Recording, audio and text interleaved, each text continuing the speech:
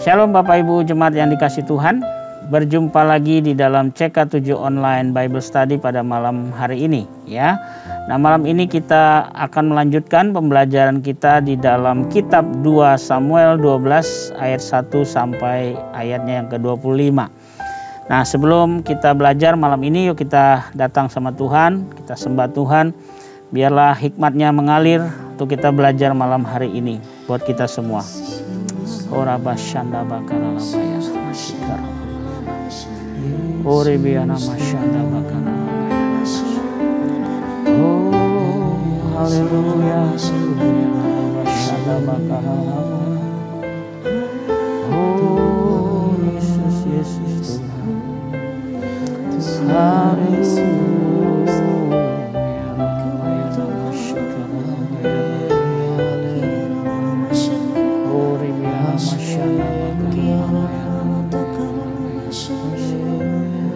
Haleluya. Ku bawa hidupku sekarang ke tempat kudus-Mu Tuhan. Di mezbah-Mu ku serahkan seluruh hidupku.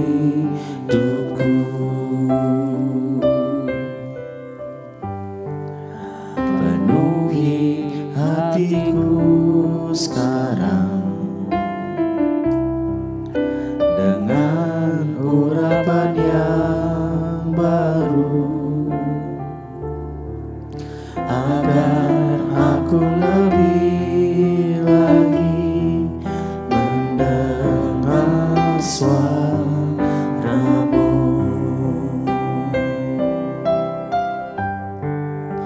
Jadikan aku Tuhan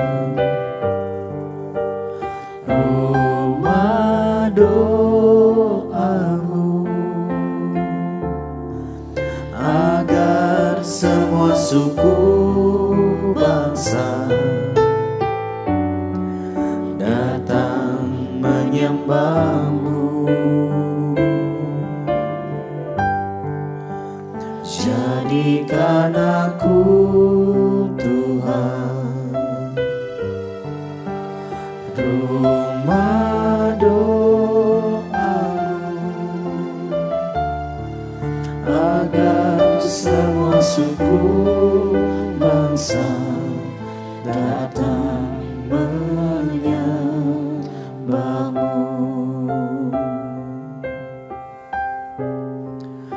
Ku bawa hidupku sekarang ke tempat kudus-Mu Tuhan. Di mezbah-Mu ku serahkan seluruh hidupku. Penuhi hatiku sekarang dengan urapan yang baru, agar aku lebih lagi mendengar suara-Mu.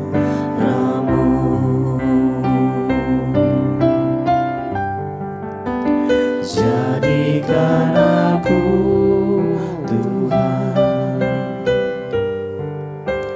rumah doa-Mu, agar semua suku bangsa datang menyembah-Mu. Jadikan aku Tuhan rumah doa-Mu, agar semua suku bangsa datang menyembah-Mu.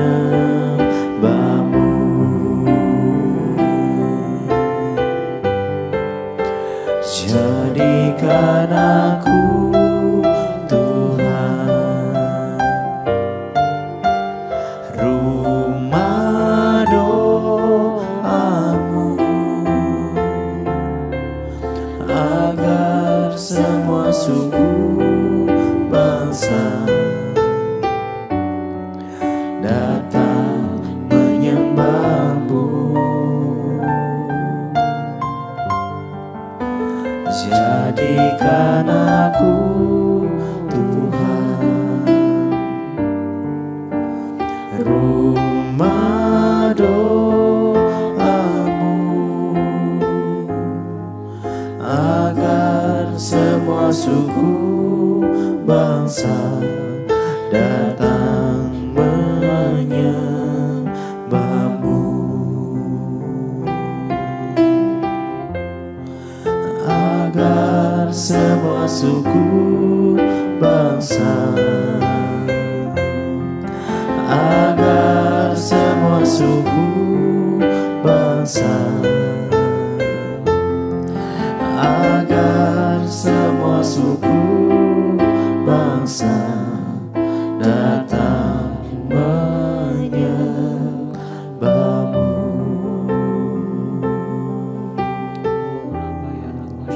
Sembahmu Tuhan, kami bawa Yesus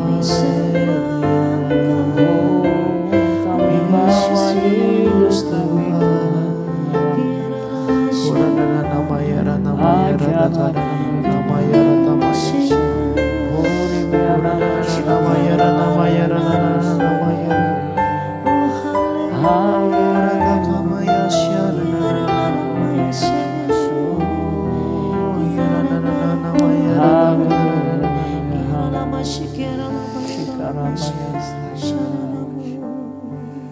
Terima kasih Tuhan. Sejauh timur dari barat, Engkau membuang dosaku. Tiada kau ingat lagi pelanggaranku.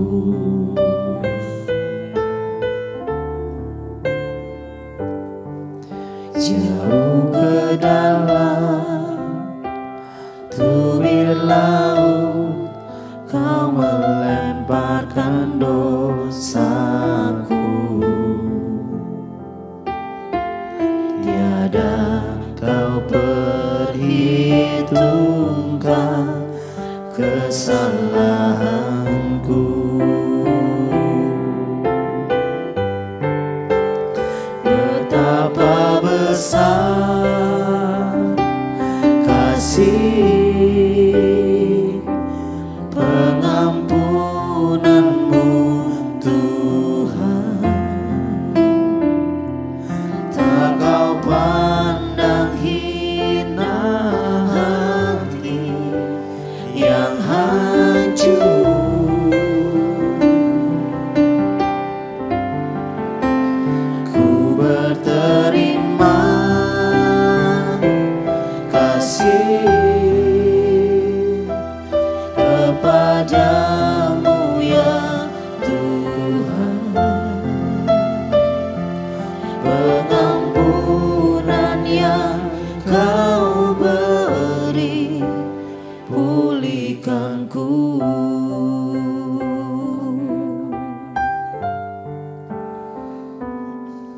Sejauh timur dari barat, Engkau membuang dosaku.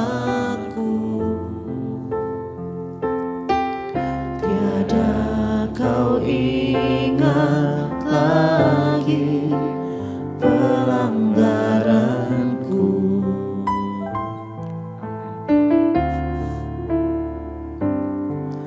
Jauh ke dalam tubir laut, kau melemparkan dosaku. Tiada kau perhitungkan kesalahanku. Katakan betapa besar kasih-Mu. Betapa besar kasih pengampunanmu Tuhan, tak kau pandang hina hati yang hancur.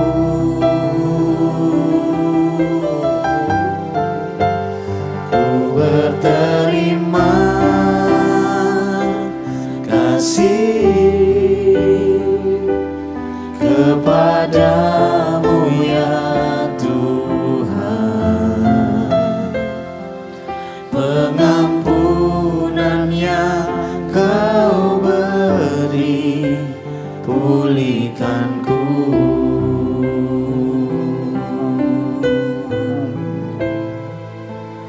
Pengampunan yang Kau beri, pulihkanku.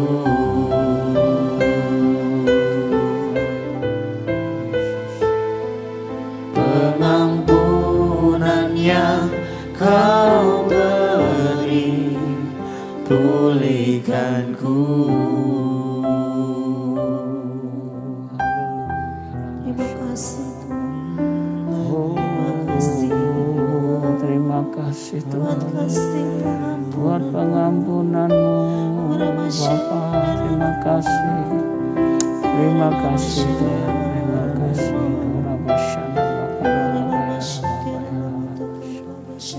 Haleluya, haleluya. Terima kasih Bapa, kami bersyukur untuk malam hari ini Kau hadir di tengah kami, dimanapun kami berada saat ini, di rumah-rumah Engkau hadir untuk memberkati kami dengan pelajaran pada malam hari ini. Kami buka hati, pikiran kami juga Tuhan, biar mau belajar untuk mengerti firman-Mu ya Tuhan malam ini. Urapi setiap kami, di dalam nama Tuhan Yesus kami berdoa. Amin. Amin. Ya, kita akan membaca ya lanjutan daripada kitab 2 Samuel pasal yang ke-11, dan malam ini kita lanjut di pasal yang ke-12 ya. Nah, ayat 1 sampai yang ke-25 ya. Baik. Kita baca dulu ya. Di sini judul perikopnya, Nathan memperingatkan Daud sehingga Daud menyesal. Tuhan mengutus Nathan kepada Daud. Ia datang kepada Daud dan berkata kepadanya, ada 2 orang dalam suatu kota, yang seorang kaya, yang lain miskin. Si kaya mempunyai sangat banyak kambing domba dan lembu sapi. Si miskin tidak mempunyai apa-apa selain dari seekor anak domba betina yang kecil yang dibeli dan dipeliharanya. Anak domba itu menjadi besar padanya bersama-sama dengan anak-anaknya. Makan dari suapnya dan minum dari pialanya dan tidur di pangkuannya, seperti seorang anak perempuan baginya. Pada suatu waktu orang kaya itu mendapat tamu, dan ia merasa sayang mengambil seekor dari kambing dombanya atau lembunya untuk memasaknya bagi pengembara yang datang kepadanya itu.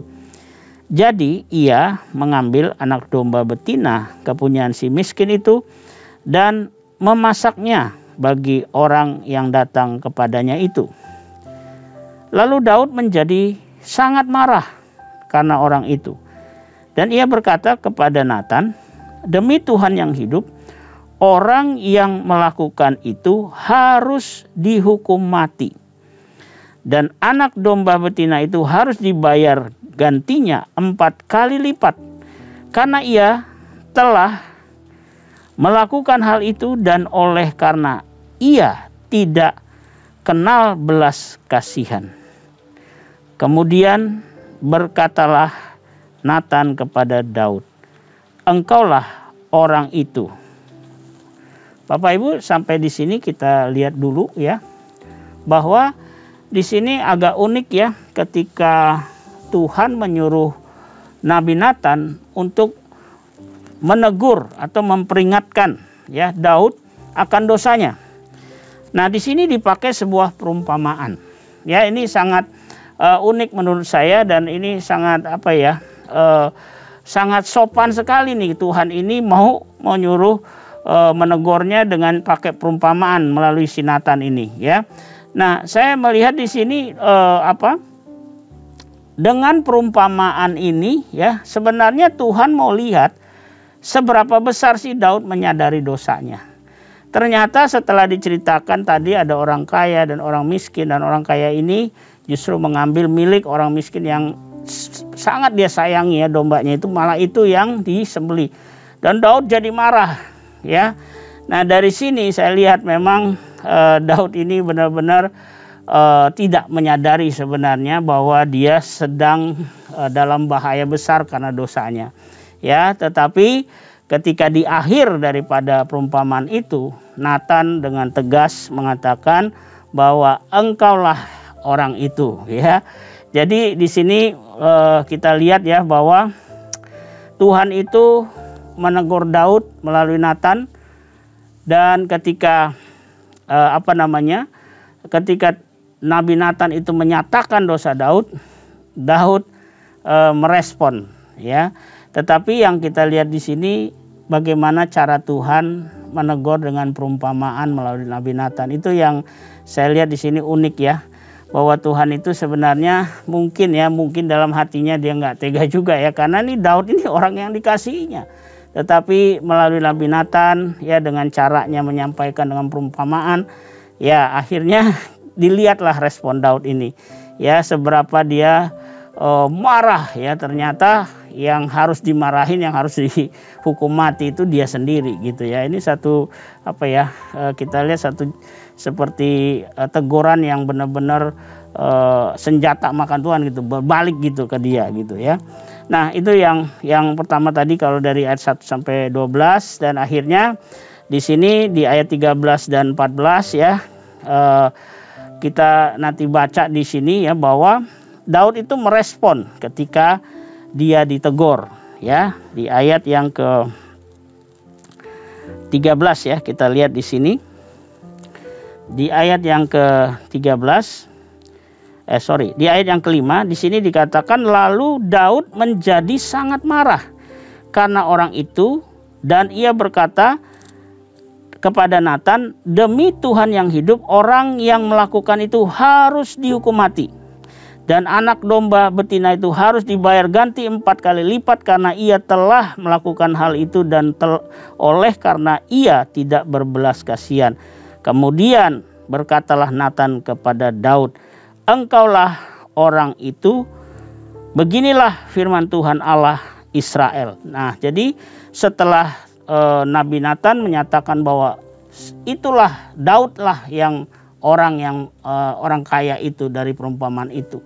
Lalu di sini Nathan memberitahukan ya hukuman yang akan diberikan kepada Daud ya. Dan di sini dikatakan bahwa Daud sendiri yang ngomong kan. Tadi dia bilang orang itu harus mati. Nah, Tuhan memberlakukan itu kepada Daud.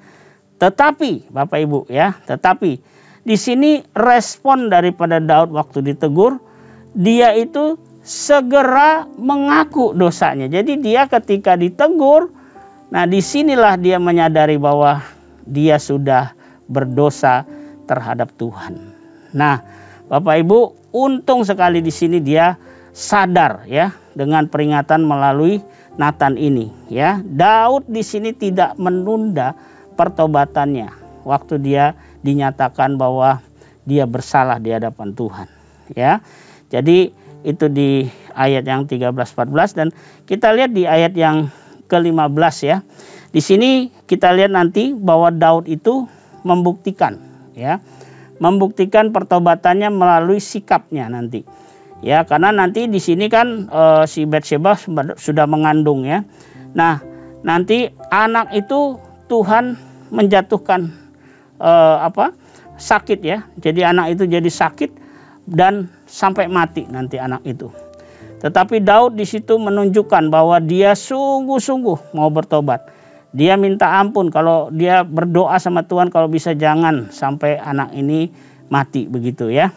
Nah, jadi Bapak Ibu kita lihat di sini bahwa seorang Daud tadi ya, ada satu hal yang kita lihat di sini ketika dia ditegur oleh Nathan dan dinyatakan bahwa melalui perumpamaan itu bahwa dialah orang yang kejam itu ya. Nah, dia tidak menunda lagi dan dia mengakui bahwa dia sudah berdosa di hadapan Tuhan. Ya. Nah, kita akan baca sedikit lagi di sini di ayat 24 dan 25 ya. Dikatakan di sini, kemudian Daud menghibur hati Batsheba, istrinya. Ia menghampiri perempuan itu dan tidur dengan dia. Dan perempuan itu melahirkan seorang anak laki-laki. Lalu Daud memberi nama Salomo kepada anak itu. Tuhan mengasihi anak itu. Dan dengan perantara Nabi Natan, ia menyuruh menamakan anak itu Yedijah, oleh karena Tuhan. Jadi Bapak Ibu, di sini kita lihat ya, betapa Tuhan itu sebenarnya ya bukan sebenarnya membenci Daud. Ya, tetapi yang dia benci itu sebenarnya adalah dosanya. Ya, karena tulus dari hati Tuhan itu kelihatan di sini, ya, dari cara Tuhan menegur Daud dengan perumpamaan ya melalui Nabi Natan. Terus seketika Daud meresponi pertobatannya itu, meresponi teguran Tuhan itu, dia nggak nunda-nunda lagi dan dia langsung ngomong, saya telah berdosa di hadapan Tuhan. Dan di sini kita lihat Tuhan pun merespon dengan pengampunannya. Ya, nah di sini dikatakan ya bahwa Nabi Natan disuruh ngomong lagi sama Daud bahwa kamu nggak akan mati. Ya, berarti di sini luar biasa ya, pengampunan Tuhan itu luar biasa. Ya, nah di sini dikatakan lagi di ayat 24-25 kita lihat tadi kita baca bahwa di sini dikatakan Tuhan mengasihi anak itu. Ya, anak yang lahir kemudian dan dinamakan Salomo oleh Daud. Nah, tetapi Tuhan mengasihi anak ini sehingga dikatakan di sini Tuhan memberikan nama lagi buat anak itu, yaitu Yedijah, yang artinya karena Tuhan, karena anugerah, karena pengampunan Tuhan, karena kemurahan Tuhan kepada Daud, maka anak ini dikasih oleh Tuhan dan anak ini menandakan bahwa Tuhan itu mau berdamai lagi dengan Daud, begitu ya. Jadi Bapak Ibu kita lihat di sini bagaimana pengampunan Tuhan yang begitu dalam ya buat Daud, seorang yang dia kasihi gitu ya. Nah, apa sih yang kita bisa belajar ya dari kisah Daud dan dosanya ini yang dilakukannya ini? Yang pertama, Bapak Ibu, dosa perzinahan atau pembunuhan yang terjadi ya pada Daud itu di level yang tinggi ya. Nah, hari-hari ini saya lihat sering nih terjadi ya. Iblis sedang buat strategi begini. Ketika kita di posisi yang tinggi, disitulah kita akan diserang habis-habisan. Ya, iblis berusaha menjatuhkan kita justru di tempat yang tinggi. Nah, ternyata itu adalah satu penghinaan terhadap Allah dan firman-Nya. Jadi Allah menganggap Daud itu menghina dia dan mengabaikan firman Tuhan, menganggap rendah firman Tuhan karena di level Daud, seorang raja, pemimpin, panutan, tetapi di posisi itu iblis memakai dia ya untuk jatuh, menyerang Daud sampai jatuh, dan itu membuat Tuhan marah sekali. Karena itu buat Tuhan sebuah penghinaan. Seorang yang sudah kenal firman tetapi dia sendiri melanggarnya. Wah, ini satu penghinaan terhadap Tuhan dan firman-Nya. Itu yang pertama. Yang kedua, apa yang kita bisa belajar? Jangan menutupi dosa dengan memakai otoritas atau jabatan yang Allah percayakan kepada kita. Ya, ini hati-hati, kita dikasih jabatan, apalagi jabatan rohani. Ya, kita nggak boleh pakai jabatan itu untuk menutupi dosa. Ya, nah Daud memakai otoritasnya untuk berusaha terus menutupi dosanya, sampai akhirnya Tuhan yang menegur dia melalui Natan.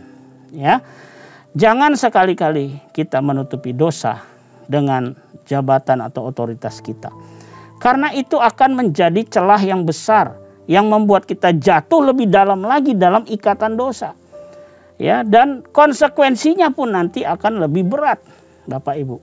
Ya, tetapi puji nama Tuhan ya, kita lihat di sini Daud sudah jatuh begitu dalam.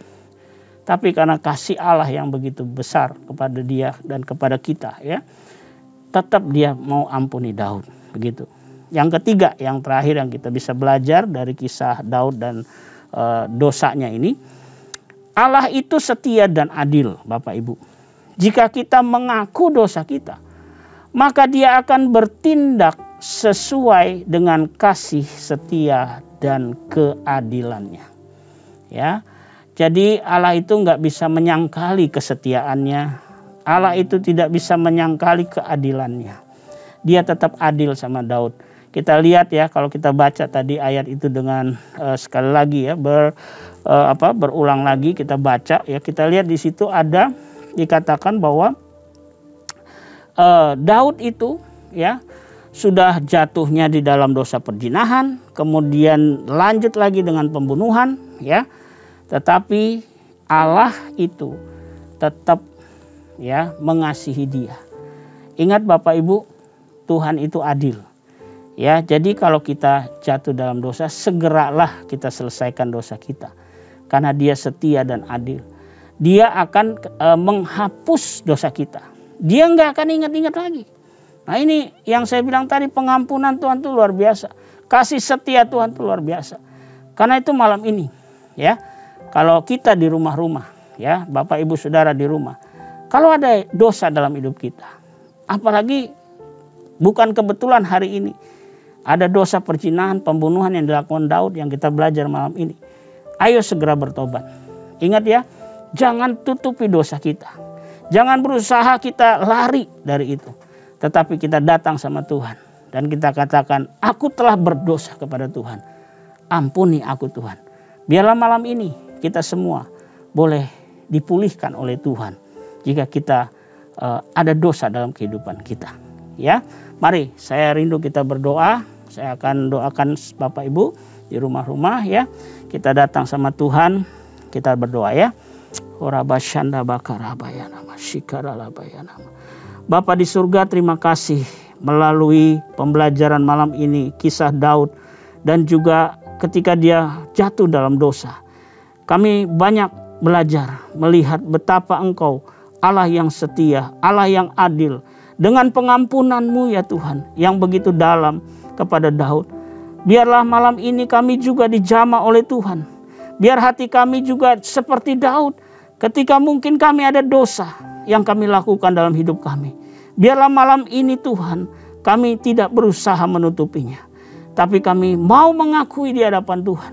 Dan Tuhan, Engkau mengampuni dan memulihkan kami semua malam hari ini. Terima kasih Bapa yang baik. Malam ini juga kalau mungkin ada yang sakit, kiranya oleh bilur-bilur Tuhan Yesus seperti firman-Mu berkata, bahwa semuanya penyakit sudah ditanggung di kayu salib dan semua penyakit sudah disembuhkan oleh bilur-bilur Yesus di dalam nama Tuhan Yesus. Terima kasih Bapak, terima kasih. Kami bersyukur untuk malam hari ini. Dan sebelum kami berpisah, biarlah kiranya Engkau mencurahkan berkat-Mu buat kami semua malam hari ini, dimanapun kami berada. Mari Bapak Ibu Saudara yang dikasih Tuhan, kita angkat tangan kita dan arahkan hati kita kepada Tuhan. Pulanglah dan terimalah berkat yang berlimpah-limpah di dalam Kristus Yesus dengan persekutuan yang manis dengan Roh Kudus akan menyertai kita semua mulai saat ini sampai Maranatha. Tuhan Yesus datang menjemput kita semua di awan-awan yang permai, bahkan untuk selama-lamanya.